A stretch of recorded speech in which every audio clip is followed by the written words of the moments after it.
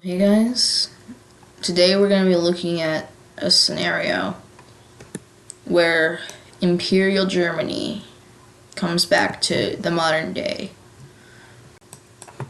Okay, now I can take a look at the scenario. So Germany is back and nobody likes this. So for the purpose of the video, we're going to assume that all the EU, NATO, all those organizations, they don't exist anymore. So Germany's first order of business is going to be uniting more German people, because that's basically what this is. So they're going to declare war on Austria. Now Austria is kind of cooked, not going to lie. So at first they make a push into the north, but the Alps are a difficulty for them. So this is going to be about where the front line rests.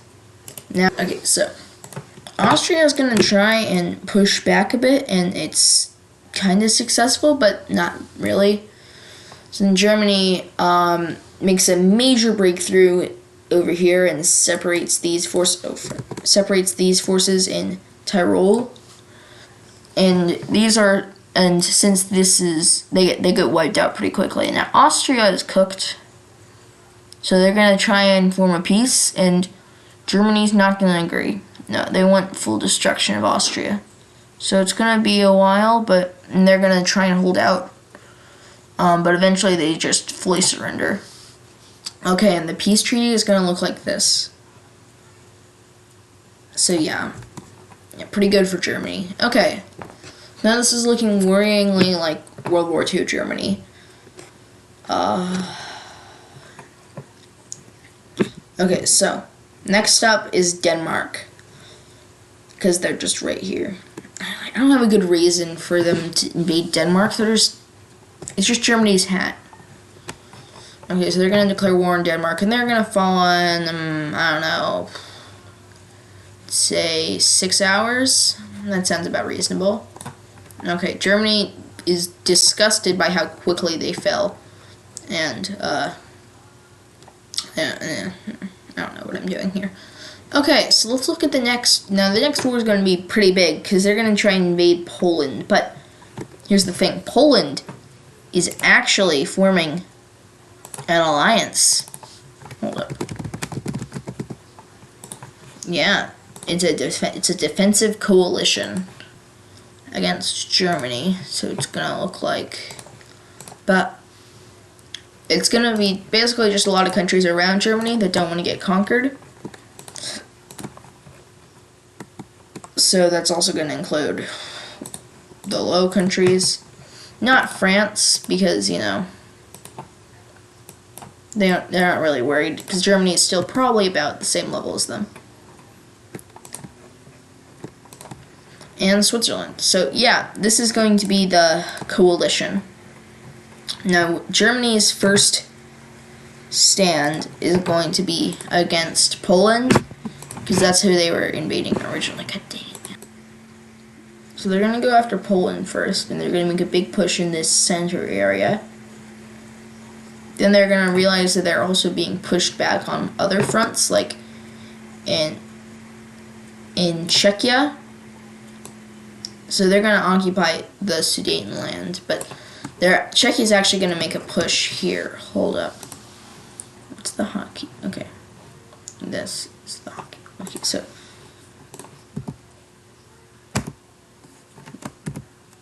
Oh, how do you do it?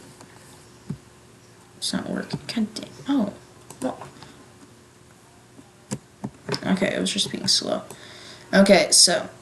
They're actually going to manage to push back a bit. Now, Germany is not going to like this. Let me see. Okay, so they're also at war with Lithuania, with Slovenia, so they're going to do that. But yeah, they are actually also at war with Lithuania. But Lithuania is too small to really do anything about that. Oh, and they're also making advances in Poland. Alright, so that's the Eastern Front of the war. Now let's take a look at the Western. Well, the Switzerland is just a mountain, so, you know, that's going to be slow. And then we have the Low Countries, and that's Luxembourg gets steamrolled. Belgium almost gets, and Belgium takes a little longer. The Netherlands also is going to take a little. Oh, that didn't actually say anything out. The Netherlands is also going to take a little longer, but you know, it's still just a really quick war so far. Well, not really quick. It's still going to be an easy war if this is how it keeps going. Germany claims. So here are the original borders from Germany, and that, as you can see, it's a lot. Yeah. Yeah. Okay. So the next thing is going to be Czechia. They're going to get pushed out of this part of the country, and also out of their attacking area. So they're basically just going to be, you know, like that. Now Poland's actually going to manage to fight back a bit and become, borders are going to be like this, and Slovakia is also going to be fighting back a little bit, not too much, but yeah, this is when Germany really starts happening.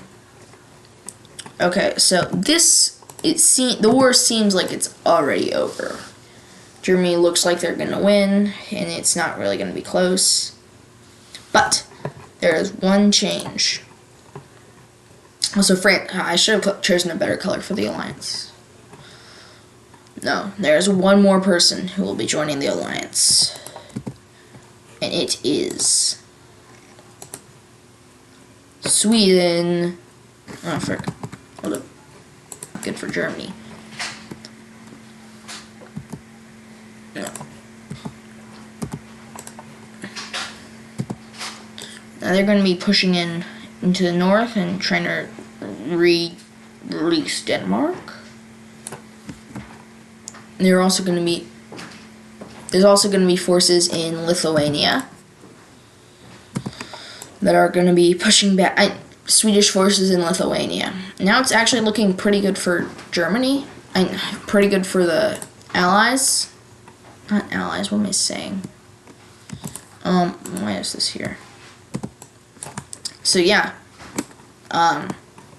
In fact, even the Netherlands receives military support and manages to push Germany back almost to the border.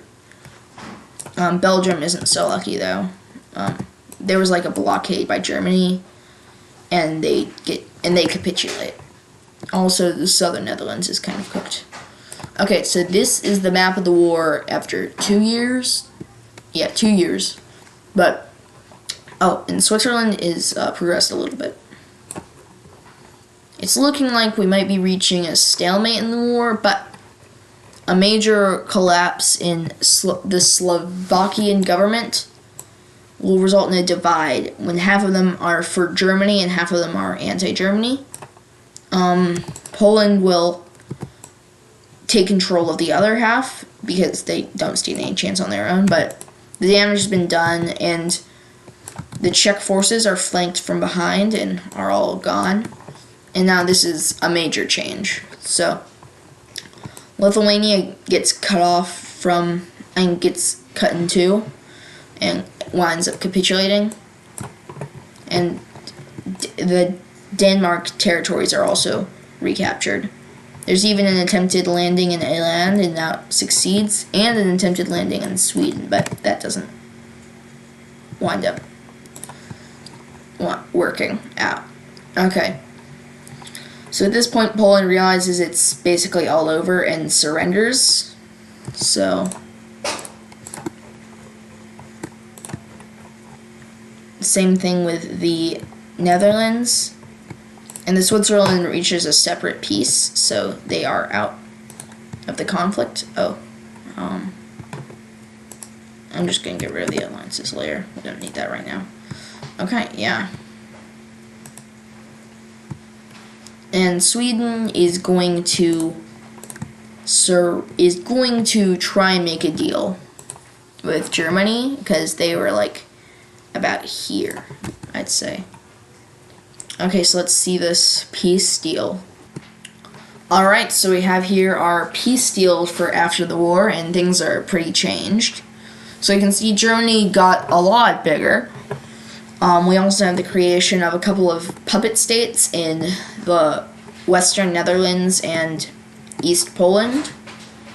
Then Germany just annexed the Czech Republic and most of Slovakia. The rest joined up with Poland. Same thing with Lithuania. Switzerland got a little chunk taken out of it. Then Belgium and Luxembourg were fully annexed. And Germany wound up taking a land from Sweden because Sweden was only in the war for a little bit of time. So, yes, that's going to be the end of this part. I might do a part 2 if this is popular, so, you know. Alright, see ya.